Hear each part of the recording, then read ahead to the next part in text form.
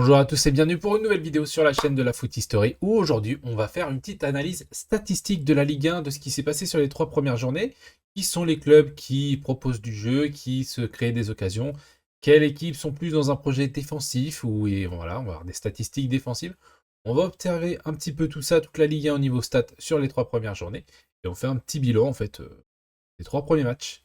Allez, c'est parti. On commence par les tirs par équipe. Les tirs par équipe, c'est tout simplement le nombre de tirs qu'ils ont fait sur les 3 premiers matchs. On a Lens en tête avec un gros match contre Brest avec 30 frappes, notamment sur ce match contre Brest en supériorité numérique. Un beau match aussi contre Lyon où ils ont fait pas mal de frappes. Et du coup, c'est eux qui occupent la tête pour l'instant du nombre de tirs, suivi de près par le PSG et le PFC. Le PFC qui a aussi beaucoup frappé contre Metz, notamment avec ce 3-2. Contre Marseille aussi, malgré tout, ils ont eu beaucoup d'occasions. Et une demi-heure à 11 contre 10 contre Angers, où aussi ils se sont procurés beaucoup d'occasions. Dans les équipes, justement, qui se créent moins d'occasions, enfin qui frappent le moins, on a Nantes, qui est l'équipe qui a le moins frappé depuis le début de la saison, et Angers, qui est juste devant, avec une vingtaine de frappes en 3 matchs. Et pareil, avec une infériorité numérique sur le premier match, une demi-heure, un match contre le PSG. Le point commun entre le PSG et Nantes, c'est que, enfin, entre Angers et Nantes, c'est qu'ils ont joué le PSG, justement. Donc ça peut aussi jouer dans ces stats-là de début de saison. Les ballons touchés dans le dernier tiers du terrain. Donc là, on est vraiment sur la partie qui mène au but. Et forcément, c'est le PSG qui domine outrageusement. Donc on voit à travers cette stat que le PSG est largement au-dessus et que c'est une équipe qui domine tout le monde en fait. Ils ont joué Angers et Nantes qu'on retrouve du coup sur les équipes qui ont touché le moins de ballons sur cet espace-là du terrain. Il peut s'expliquer par en fait des blocs bas qu'on met contre le PSG et qu'on a du mal à ressortir et forcément on touche beaucoup moins de ballons. Mais Angers a eu aussi le cas contre Rennes où ils font une bonne deuxième mi-temps, ils touchent un petit peu plus le ballon sur la deuxième moitié de terrain, mais c'est pas flamboyant non plus. Et Nantes, c'est pareil, qui a joué Strasbourg et qui a joué Auxerre, et contre Auxerre, il n'y a pas eu non plus énormément d'occasions nantaises et de ballons touchés du coup dans le dernier tiers. On retrouve Lens qui qui coïncide avec le nombre de tirs qu'ils ont fait et que c'est l'équipe qui tire le plus, et Strasbourg. Strasbourg qui se crée aussi beaucoup d'occasions et qui touche beaucoup de ballons dans le dernier tiers du terrain. La troisième stat, c'est le nombre de passes. Donc là, on dérive un petit peu du côté offensif, d'accord? On va plus aller sur une transition vers la partie défensive des statistiques. Et donc, on a encore un PSG qui est largement devant avec plus de 2500 passes. Ils sont à 2600 et quelques, il me semble, donc c'est une domination outrageuse de cette équipe sur les autres de Ligue 1. Derrière, on a Marseille, qu'on n'a pas retrouvé sur les stats offensives, mais qui valide un petit peu ce projet de faire des passes et construire. Enfin, ils ont ce nombre de passes-là, même en étant à 10 contre 11 contre Lyon pendant une heure. Ça compense peut-être la supériorité numérique qu'ils ont eu aussi contre Rennes pendant tout le match. Strasbourg qui est la troisième équipe qui coïncide un petit peu avec le nombre de ballons touchés dans le dernier tiers. C'est aussi une équipe qui fait beaucoup de passes. Et on a Toulouse aussi qu'on retrouve, Toulouse et Angers, qui sont deux équipes, encore une fois, qui ont joué contre le PSG, qui monopolisent le ballon et qui forcément réduit le nombre de passes de ces deux équipes-là. J'ai oublié de vous parler des XG avant qu'on passe à la partie défensive. Donc là, on a Lille qu'on retrouve à 8 d'XG, forcément avec le 7-1 contre Lorient. Ça aide, ça augmente forcément les expected goals.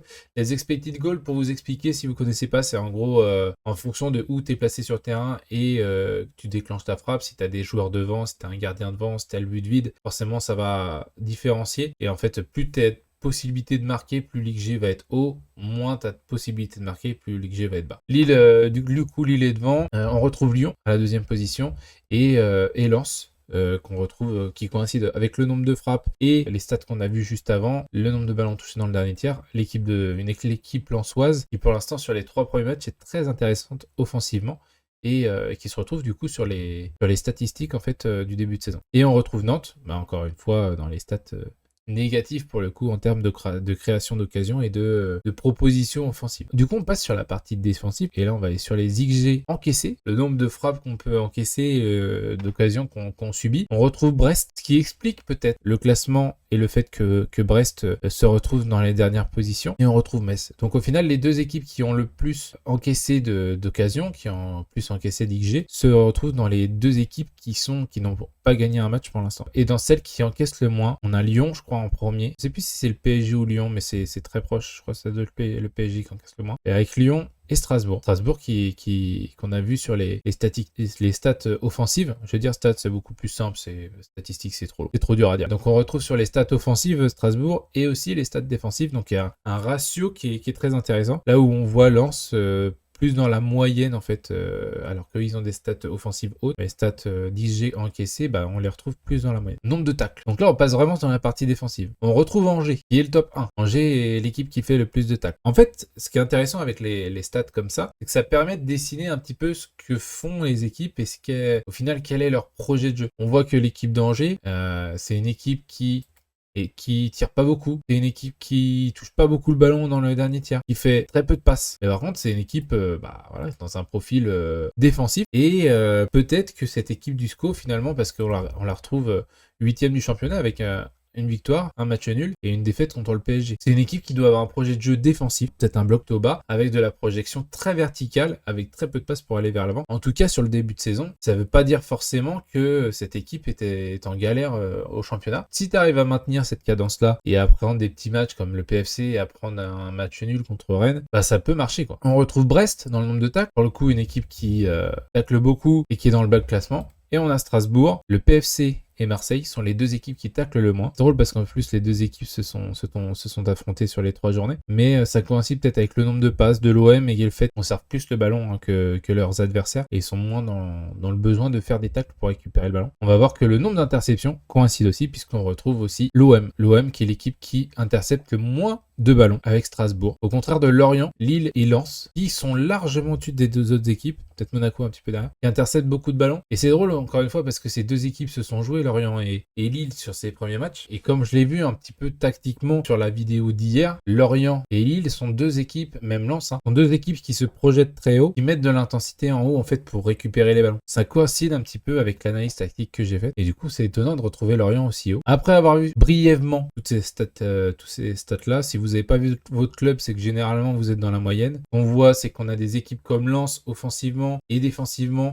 qui coïncident un petit peu avec leur classement. Les équipes qu'on retrouve dans les stats, c'est le PSG. Lyon, on le retrouve sur une stat, mais ça va être PSG, Lille et Lens. Et un petit peu Strasbourg aussi. Et les équipes où on retrouve plutôt dans le bas des statistiques, des mauvaises en gros stats, on a Nantes et qui est 13e avec 2 défaites et une victoire. Et on a Angers qui est 8e, et puis voilà, on a Metz et Brest qu'on retrouve un petit peu et qui est dans les stats négatives malheureusement. Et je vais faire les stats individuelles et pour l'instant, donc celui qui a le plus d'XG, pour l'instant c'est Dembélé avec 2,6 XG. J'ai mis Akliouche parce que lui il a l'XG sans penalty. C'est vrai que je me suis souvenu que Dembélé contre Toulouse marque un péno, donc forcément ça modifie un petit peu l'expected goal. Baldé est celui qui a le plus tiré au but pour l'instant. Il est égalité avec Mikotadze, mais comme Mikotadze n'est plus en Ligue 1, je l'ai pas mis, vu qu'il est parti. C'est dire que Mikotadze a fait 10 tirs en 2 matchs, là où Baldé l'a fait en 3. Et Vitinha est celui qui fait le plus de passes dans le dernier tiers du terrain, donc celui qui fait le plus de passes dans la partie haute. Il est premier, et je crois que le deuxième à faire le plus de passes dans ce tiers-là, il doit être à 25-30. Donc c'est dire la différence qu'il y a entre Vitinha et le reste des joueurs de Ligue 1. Pour la partie plutôt défensive, on retrouve ce qu'on a vu dans les stats individuelles. On a un Kofi qui fait 16 arrêts et peut-être le meilleur gardien de Ligue 1 sur le début de saison en termes de par rapport à l'équipe où il est et qui sauve son équipe de beaucoup de situations. On a Ecomier qui est aussi à Angers qui fait le plus de tacles, donc un projet défensif à Angers qui fonctionne bien, qui se retrouve dans les stats. On a Sané de Metz qui a fait le plus d'interceptions avec 8 interceptions. Et j'ai voulu voir aussi au niveau des duels aériens. Et du coup là on retrouve Ajor. C'est surprenant parce que généralement tu retrouves plutôt des défenseurs ou des milieux de terrain sur les duels aériens, sur des dégagements de gardiens, etc. Et là on retrouve Ajor. Et du coup c'est Ajor qui se retrouve avec le plus de duels aériens gagnés. Attention, c'est pas le plus de duels aériens, c'est duels aériens gagnés. Donc c'est lui qui gagne dans le duel et ça permet à son équipe de conserver le ballon. Voilà pour l'analyse statistique de la Ligue 1 sur les 3 premières rencontres. N'hésitez pas à me dire dans les commentaires si vous pensez qu'il y a des équipes qui vont évoluer. Moi j'espère retrouver Marseille un petit peu plus haut dans les stats de tir, dans les stats de création d'occasion. J'espère aussi trouver une équipe de Lyon, je pense, un petit peu plus haut. Rennes aussi, j'aimerais. Ils sont très intéressants dans le jeu, dans la partie combinaison, etc. Donc, j'aimerais les voir un petit peu plus haut dans les stats. Et puis Monaco aussi. Je vous remercie d'avoir regardé la vidéo. C'était une petite analyse très courte. C'était histoire de voir vite fait un petit peu ce qui s'est passé sur les 3 premières journées. Encore une fois, avec l'analyse tactique qu'on a fait hier, qui était un peu plus longue. Voilà. Et puis, je vous dis à la prochaine. Toupette.